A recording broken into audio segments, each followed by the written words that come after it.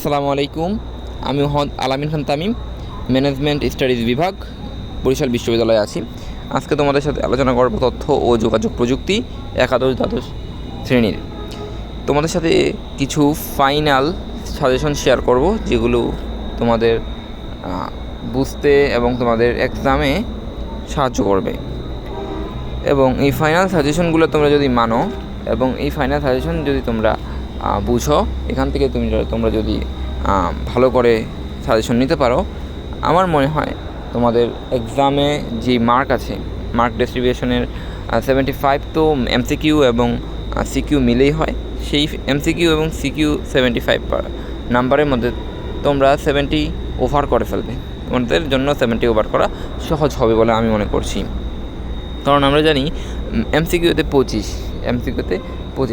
আপনি যদি এমসিকিউতে ভালো করেন এবং সিকিউতেও যদি আপনি ভালো করেন, তাহলে আপনার নাম্বারটাও ভালো আসবে। সো এমসিকিউ যদি আপনি 25 পান এবং সিকিউতে যদি আপনি 50 পান, আপনি যদি 50 পান, এটা একটা খুবই higher mark for a student.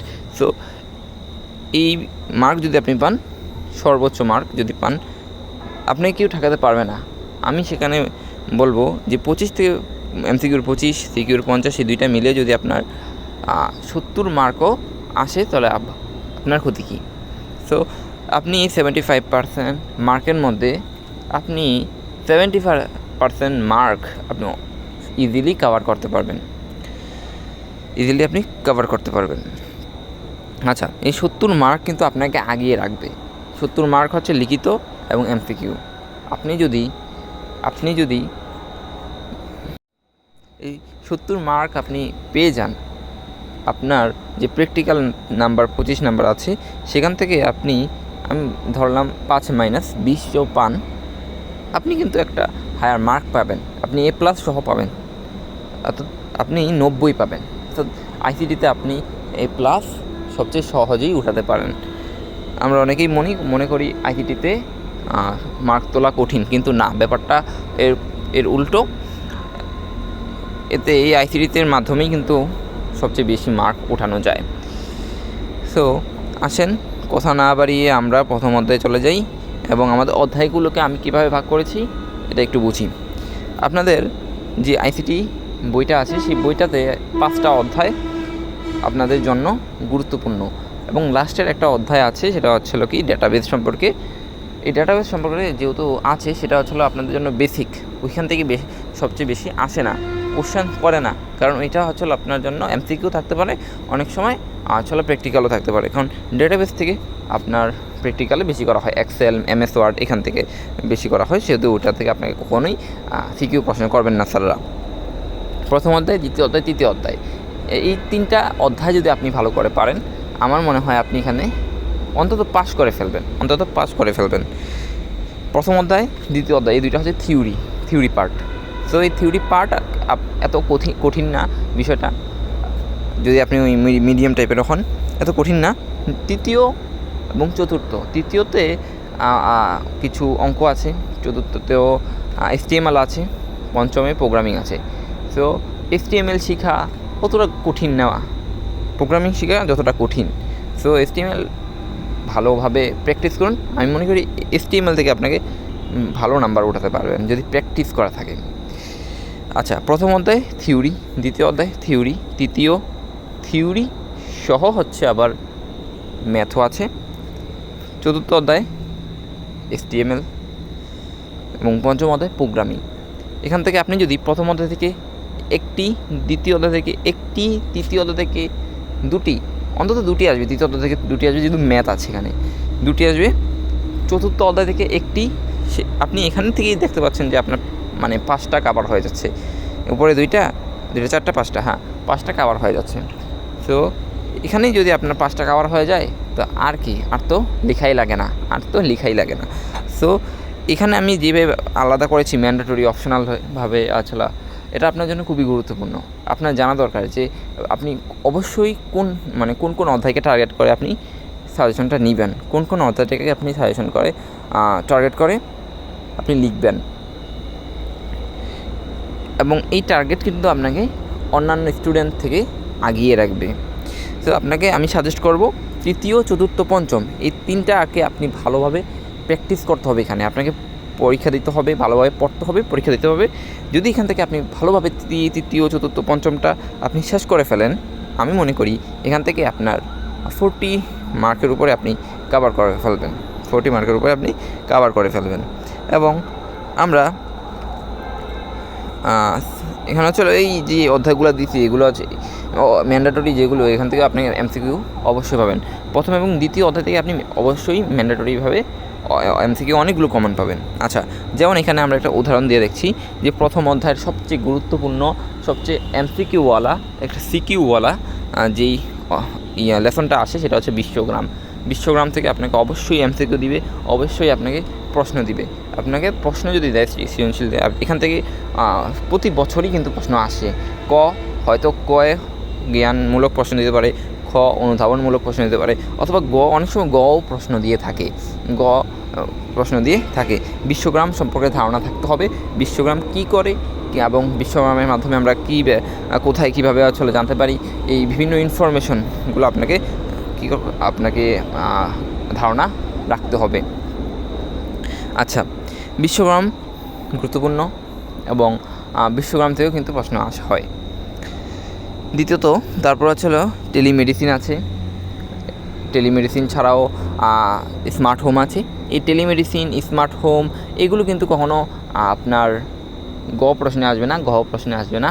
আপনাকে অবশ্যই প্রশ্নে আসবে অথবা প্রশ্নে আসবে। এখান থেকে আমি মনে করি যে টেলিমেডিসিন কতেও আসে, খতেও আসে, বাট স্মার্ট হোমটাকে আপনি সবসময় কতে রাখার চেষ্টা করবেন, কারণ স্মার্ট হোম সবসময় প্রশ্নেও হয়ে থাকে। আচ্ছা, এরপরে সেটা হচ্ছিল আমাদের ভার্চুয়াল রিয়েলিটিও কিন্তু একটা খুবই গুরুত্বপূর্ণ অধ্যায়টা, সেই সম্পর্কে আমরা আলোচনা করব। আচ্ছা, এখান থেকে ই কমার্স আছে। এই ই কমার্স কিন্তু আপনাকে ভালোভাবে পড়তে হবে। ই কমার্স থেকে আপনাকে প্রথম কতে প্রশ্ন আসে, অনেক সময় গতে প্রশ্ন আসে, খতে প্রশ্ন হয় না। এবং ভালো করে পড়বেন, ই কমার্স সম্পর্কে ধারণা রাখবেন, তাহলে হয়ে যাবে। এখান থেকে আসলে আর ওই অন্য যেগুলো খরচ দিয়েছি ওগুলো আসবে না, ওগুলো পড়ার দরকার নেই। আপনি ভার্চুয়াল রিয়েলিটিটা পড়বেন। আছে ভার্চুয়াল রিয়েলিটিটা, এখান থেকে অনেক প্রশ্ন হয়। এখান থেকে প্রশ্ন হয়, খ হয়, গ হয় এবং ঘ হয়। এখান থেকে আপনি ক, খ, গ প্রশ্ন পেয়ে যাবেন। কোনো একটা প্রশ্নেই আপনি পাবেন। ভার্চুয়াল রিয়েলিটি কী, আবার দ্বিতীয়ত ভার্চুয়াল রিয়েলিটির মাধ্যমে কী করা হয়, তৃতীয়ত হচ্ছে ভার্চুয়াল রিয়েলিটির আমাদের জীবনযাত্রাকে সহজ করছে কীভাবে, একটা উদাহরণের সাথে বা ওই উদাহরণের সাথে আপনাকে মেলাতে হবে। তাহলে ভার্চুয়াল রিয়েলিটি উল্লেখ করবে না, এটার উজ্জ্ব করে বলবে। আচ্ছা, ভার্চুয়াল রিয়েলিটিটা খুবই গুরুত্বপূর্ণ। এই অধ্যায়ের যে কয়েকটা গুরুত্বপূর্ণ অধ্যায় আছে, এই গুরুত্বপূর্ণ অধ্যায়ের মধ্যে ভার্চুয়াল রিয়েলিটি অন্যতম। ভার্চুয়াল রিয়েলিটির যে বিষয়টা, নিচের বিষয়টা, এগুলো পড়া লাগে না। এখান থেকে আপনি যদি পড়েন এমসিকিউর জন্য পড়বেন, সিকিউ আসবে না, এখান থেকে সিকিউ আসে না। ভার্চুয়াল রিয়েলিটি এখান থেকে প্রশ্ন হয় কি, ভার্চুয়াল রিয়েলিটি চিকিৎসা ক্ষেত্রে, খ নাম্বার প্রশ্ন, চিকিৎসা ক্ষেত্রে ভার্চুয়াল রিয়েলিটি কীভাবে সাহায্য করে, ড্রাইভিং ক্ষেত্রে ভার্চুয়াল রিয়েলিটির কিছু ব্যবহার বলো, ভার্চুয়াল রিয়েলিটি আমাদের জীবনকে কীভাবে উন্নত করছে, এই ধরনের প্রশ্নগুলো এখান থেকে আসে। আচ্ছা, এরপরে যেটা রোবোটিক্স, কিন্তু এখান থেকে অনেক গুরুত্বপূর্ণ প্রশ্ন। এখান থেকে এমসিকিউ প্রশ্ন হয়, সিকিউ প্রশ্ন হয়। এমসিকিউ প্রশ্নটা বেশি হয় রোবোটিক্স, এটা বেশিরভাগ প্রশ্নে আসে এবং খতেও আসে। রোবোটিক্স খ আসে, গ আসে এবং প্রশ্নেও কিন্তু অনেক সময় আসে। রোবোটিক্স কাকে বলে, রোবোটিক্সের জনককে। ওকে, এখান থেকে আপনি প্রশ্ন পেয়ে যাবেন রোবোটিক্স। এরপরে হচ্ছে আপনি এখানে আর কয়েকটা অধ্যায় আছে, যে অধ্যায়গুলো আপনাকে এই অধ্যায়ে মানে যে বিষয়গুলো 80% আপনাকে বলে দিবে। ভার্চুয়াল রিয়েলিটির পরে আপনি যে অন্যান্য বিষয়গুলো যেগুলো আছে, সৌর প্যানেল বা সৌরজগৎ, ড্রোন এগুলো আসবে না, এগুলো কখনো আসে না, প্রশ্ন এগুলো আসবে না। তারপর হচ্ছিল ওই যে মহাকাশ সম্পর্কে যে একটা আছে, এখান থেকে আপনাকে প্রশ্ন দিবে না। এখান থেকে আপনাকে প্রশ্ন কখনোই দিবে না। যেগুলো ক্রস দিচ্ছি এগুলো আপনি কখনোই পড়বেন না। পড়তে পারেন, এটা আপনার ইচ্ছা, পড়তে পারেন, বাট কখনোই পড়বেন না এটা বলবো না, পড়তে পারেন। এখান থেকে আপনি জ্ঞান নিতে পারেন। সো এখান থেকে আপনি জ্ঞান নিতে পারেন। কিন্তু আপনার সময় টাইম ম্যানেজমেন্ট করার জন্য যেগুলো দরকার সেগুলি আমি বলছি। আচ্ছা, এরপর যে বিষয়টা গুরুত্বপূর্ণ সেটা বায়োমেট্রিক্স। বায়োমেট্রিক্স এই অধ্যায়ের সবচেয়ে গুরুত্বপূর্ণ একটি অধ্যায় এবং এই অধ্যায় থেকে প্রশ্ন হয়েই থাকে এবং এই অধ্যায় থেকে সবচেয়ে বেশি প্রশ্ন হয় গয়ে এবং কয়ে এবং গহ এও।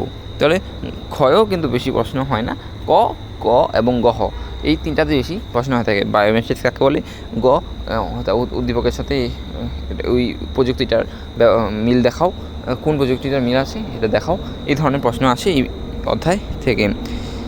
এরপরে যে বিষয়টা খুবই গুরুত্বপূর্ণ সেটি হচ্ছে আমাদের যেই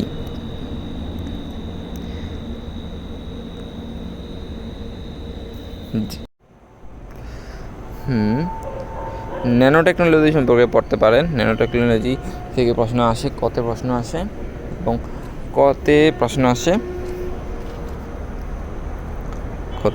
আসে। আর সবচেয়ে বেশি ন্যানো টেকনোলজি প্রশ্ন আসে ক এবং এমসিকিউতে। ন্যানো টেকনোলজি কাকে বলে এখান থেকে প্রশ্ন আসে। এবং এরপর হ্যাকার সম্পর্কে প্লেজিয়ারিজম কাকে বলে, এখান থেকে আপনি পরবর্তী যেগুলো আছে এগুলো জ্ঞানমূলক সম্পর্কে ধারণা থাকলে হবে, কাকে বলে সংজ্ঞা পড়লেই হবে। এখান থেকে আপনার আর কোনো কিছু করার দরকার নেই বলে মনে করছি। শুধুমাত্র একটা জিনিস হচ্ছে স্প্যামিং বা হ্যাকার। ওই জায়গা থেকে আপনি স্প্যামিং বা হ্যাকার থেকে আপনি একটা প্রশ্ন পাইতে পারেন, সেটা হলো গয়ের জন্য প্রশ্ন আসতে পারে। যদি প্রশ্ন করে স্যাররা এখান থেকে একটা প্রশ্ন আসতে পারে, ওইখান থেকে যদি প্রশ্ন করে একটা প্রশ্ন আসতে পারে, সেটা হচ্ছে হ্যাকারদের গ নাম্বারে এটা প্রশ্ন আসতে পারে।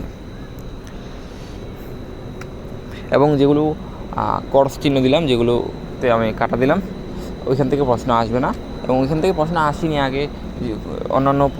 অন্যান্য যে এক্সামগুলোতে ছিল, পূর্ববর্তী এক্সামগুলোতে ছিল, এখান থেকে কোনো ধরনের এই লেসনগুলো থেকে, ইউনিটগুলো থেকে, এই যে আমাদের পার্টগুলো থেকে কোনো ধরনের প্রশ্ন আসেনি। সবচেয়ে বেশি আপনার গুরুত্বপূর্ণ হচ্ছে বিশ্বগ্রাম, virtual reality, robotics, genetic engineering, nano technology এবং আমাদের বায়োমেট্রিক।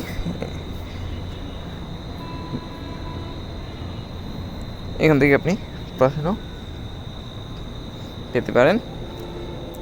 যেগুলো কর্তন করা হলো সেগুলো পড়ার দরকার নেই বলে মনে করছি। টাইম ম্যানেজমেন্ট শিখুন এবং টাইম ব্যবহারের করতে শিখুন।